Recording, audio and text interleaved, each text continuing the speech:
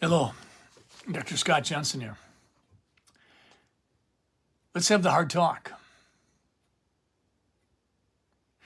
It's March 14th.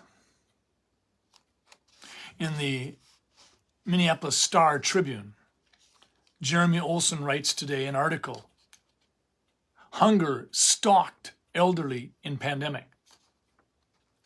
Mayo blames isolation." He's referring to Mayo Clinic, world-renowned medical center. So Mayo Clinic has been doing some research. Mayo Clinic analyzed final death certificate data from 2020. And what they found was this. Mayo researchers said the resulting isolation from the pandemic contributed to the state's 123 malnutrition deaths that year. The state had averaged about 80 malnutrition deaths in the previous years. In other words, malnutrition, starvation, food insecurity, hunger during 2020 was up more than 50%. Dr. Rosalina McCoy, the Mayo Clinic primary care provider and the lead author of the study, said older rural Minnesotans lost contact with friends or relatives. Quote, churches went virtual, food shelves closed, or people were afraid to go to them. So it really was a death of social isolation. She went on to say, it confirmed that a lot of people died from COVID and deaths of despair. She said, we're not meant to be isolated. And I think all of these deaths, whether it's homicides or overdoses or alcohol or malnutrition, I think it all stemmed from this really sudden and unprecedented breakdown in how we live. A Star Tribune review of preliminary death certificate data indicates a rising problem, with malnutrition listed as the underlying cause of 190 deaths in Minnesota last year, in 2022. So going from 123 to 190, you're literally talking about more than doubling from pre-pandemic times. Let's talk about the lockdown. Let's talk about what was going on. Let's talk about what the policymakers were thinking. Here's an article. This is about Gretchen Whitmer. This is a CNN. By the way, the Star Tribune, that leans left politically. The CNN leans left politically. Here's what Gretchen Whitmer had to say about her COVID restrictions. The title was, Whitmer says her COVID restrictions, in hindsight, don't make a lot of sense. Don't make a lot of sense. We just got done hearing that folks starved to death. This is what she says in a CNN interview. We had to make some decisions that, in retrospect, don't make a lot of sense. Her rules that she put in place deemed which careers were essential and ordered non-essential workers to stay home. She said this, some of those policies, I look back and think that was maybe a little bit more than we needed to do. Whitmer's policies led to gymnasiums being raided, strip clubs were allowed to operate, small businesses such as catering, bowling alley, and more were forced to close or operate under heavy restrictions. Over 2,500 people who live in Detroit were ticketed for violating Whitmer's emergency rules by the Detroit Police Department from April 14th through May 18th, little more than a month. Later, the fines were tossed. Gary Marshall, owner of Fit Stop 24, was charged with 30 misdemeanors and fined $18,000 before all charges were later dropped. The Michigan Supreme Court stripped Governor Whitmer of her emergency powers in October of 2020. In May 2021, her May 15th order demanded gatherings at food service establishments to have no more than 6 people at a table. Governor Gretchen Whitmer attended a meal at an East Lansing bar with 13 people, for which she apologized. You think of Gretchen Whitmer's comments. You think about how she says her restrictions didn't make a lot of sense. And then we read about the Mayo Clinic research about people starving to death. Jennifer Say on March 13th wrote this: "The decision to lock down the world had consequences and we'll continue to see them unfold for some time. Lockdowns caused unprecedented disruption to the world's economy and global supply chain. It caused the largest upward transfer of wealth in history. Widespread business closures due to lockdowns caused massive layoffs of primarily hourly wages with little to no savings. Then the government spent money that we did not have so people could pay their rent and not starve. And then they did it again. Of course, this caused inflation. Then the Fed raised interest rates to halt the inflation. And now we are experiencing the ensuing disaster.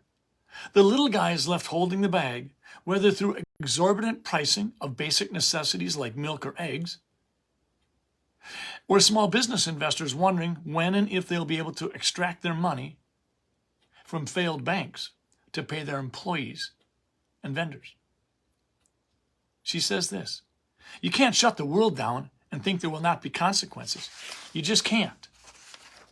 She goes on to say, "No company dared speak out against the lockdowns. Instead, they laid people off with empathy and continued advocating in support of lockdowns. And yes, they knew what was coming. Global supply chains had been interrupted. The creation of goods had all but halted entirely.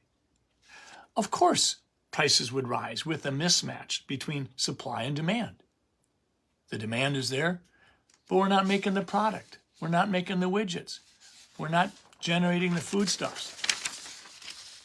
She asks this question: why didn't any companies say anything against lockdowns when they knew what was inevitably coming? And she says this: because the woke view was lockdown forever until no COVID. That was caring. Anything else was only caring about money.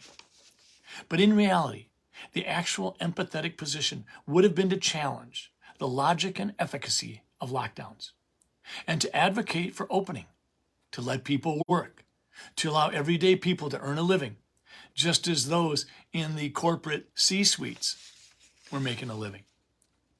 If anyone in corporate America dared to say, hey, maybe this has gone really bad, income equality will dramatically increase, and people will really suffer, you were immediately deemed evil. She goes on to ask this, and I think this is terribly profound. She says, "The business press continued to smear me, and people like me." And then she says, "So here we are. Millions were pushed into poverty globally, all in pursuit of zero COVID, or at the very least, avoidance of a respiratory virus as the only thing that mattered. When will we learn? The predictable economic fallout of locking down the world had consequences, and we'll continue to see them unfold for some time." We didn't have these conversations about lockdowns. I spoke up many times. I was vilified, demonized, and my medical license has now been investigated 6 different times. Why didn't people respond? Why didn't we have the conversation? When kids were committing suicide and thinking more about harming themselves than any generation previously had, when people were starving to death, when business owners were shutting down their businesses, when dozens and dozens and dozens of restaurants were closing, why didn't we have this conversation? We weren't allowed to. There's a gentleman who's a seasoned veteran journalist named Matt Taibbi. On March 9th, a few days ago, he testified before the House Judiciary Subcommittee on the weaponization of the federal government as they held a hearing on the Twitter files. Taibbi described himself as a traditional ACLU liberal. Matt went on to say this: "I would note that the evidence of a Twitter government relationship includes lists of tens of thousands of names on both the left and the right. These were in his opening comments. Matt Taibbi basically said, this isn't about just those on the right or just those on the left. This is about tens of thousands of people whereby Twitter listed their names. And they listed their names for a reason. Matt went on to say this. A fast-growing network was making lists of people whose opinions, beliefs, associations, or sympathies are deemed misinformation, disinformation, or malinformation. He said, this is a form of digital McCarthyism. Ordinary Americans are not just being reported to Twitter for deplatforming, but to firms like PayPal, digital advertisers like Xandr, and crowdfunding sites like GoFundMe. These companies can and do refuse service to law-abiding people. Matt went on to say, another troubling aspect is the role of the press, which should be the people's last line of defense in such cases. But instead of investigating these groups, journalists partnered with them. Journalists partnered with them. John Daniel Davidson wrote an essay called The Twitter Files Reveal an Existential Threat. And this is what he says about the Twitter files. He says, among the most shocking revelations of the Twitter files is the extent to which federal law enforcement and intelligence agencies came to view Twitter as a tool for censorship and narrative control. He then quoted Matt Taibbi, calling it a master canine relationship. When requests for censorship came in from the feds, Twitter obediently complied. Davidson goes on to say this. Some Twitter executives were unsure what to make of this relationship. Policy director Nick Pickles at one point asked how he should refer to the company's cooperation with federal law enforcement and intelligence agencies, suggesting it be described in terms of partnerships. Time and again, federal agencies stress the need for close collaboration with their private sector partnerships. Perhaps that's why the journalists didn't stand up. Perhaps that's why our last line of defense was absent. Matt Taibbi says this. It's just not possible to instantly arrive at truth. It is, however, becoming technologically possible to instantly define and enforce a political consensus online. What Matt Taibbi says in this sentence is, it's not possible to arrive at truth instantly, but it is possible to technologically instantly define and enforce a political consensus online. And he goes on to close this article with this. The First Amendment and an American population accustomed to the right to speak is the best defense left against the censorship industrial complex. If there's anything that the Twitter files show, it's that we're in danger of losing this most precious right, without which all democratic rights are impossible. Those are some notes from his testimony, as reported by Act for America. So here we have it, folks.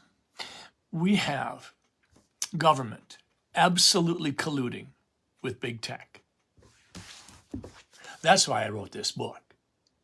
That's why I said we've been played. That's why I said we need to expose the triad of tyranny of big tech and big government. And when you look at what happened in the pandemic and where the dollars went and where the dollars flowed and you follow the money, you know big pharma is a part of that triad. That's why I wrote that book. If you want to read it, you can get it at drscottjensenbook.com, DrScottJensenBook.com. But here's the important thing. We're talking about folks who starved to death.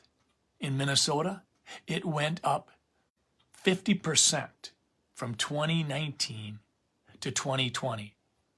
And the newspaper is now reporting that in 2022, it may well have more than doubled, more than 100% higher. People committed suicide. Kids dwelled on hurting themselves. Physical abuse to children had a heyday. It was an epidemic in and of itself because our best reporting mechanisms, schools and teachers, caregivers, were immobilized, taken out of the picture. This isn't about forgive and forget. This isn't about giving a pound of flesh and saying you're sorry. This has got to be about accountability. Flippant decisions like those of Michigan Governor Gretchen Whitmer, who now says that when she looks back on her policies, they don't make a lot of sense. Folks, our world is turned upside down. Businesses are failing. Institutions we never thought would fail are failing. Kids continue to be plagued with mental illness at a level in my medical career of some 40 years I've never seen before. This is not about forgive and forget. This is a time for accountability. This is a time to say we can never let this happen again. Whether we're talking lockdowns or a one-size-fits-all approach or nursing home patients being locked into a facility infested with active COVID-19 virus, doesn't matter if we're talking about policymakers moving goalposts and first telling us that we're just going to try to flatten the curve and not overwhelm our healthcare facilities, and then they just extend it. Whitmer had to be stripped of her executive powers by the Supreme Court. We had faulty models galore. We had mandates suggested across the map. We had masks and comments regarding masks that were never anywhere near the truth. We had an epidemic of fear. We had emergency powers abused and used to expand government. We didn't have transparency. We had tracing. We were having our individual rights violated through our phones without our permission. We had testing that was done with cycle thresholds in the 40s, and this caused numerous false positives. And we ultimately had immunization programs rolled out like some sort of silly lottery. We had natural immunity said to not be a real thing when it's been a real thing for thousands of years.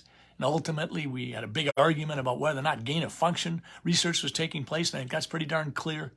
And in the end, we told our soldiers, if you don't get jabbed, you're going to be discharged from the military, regardless of your dreams and your sacrifice to our country. These are the things that happen. So as we move forward over the days to come, please don't ask me to just forgive and forget. It is my nature to forgive. It's a whole lot easier to forgive when someone comes forth and say, hey, I am sorry.